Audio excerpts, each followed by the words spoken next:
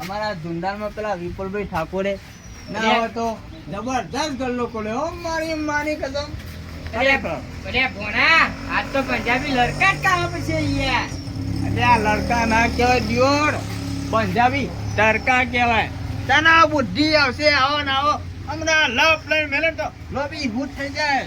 અને હું તો શું કહું છું ખબર છે, આરી મારું હારું શું કહેવાય ખબર છે?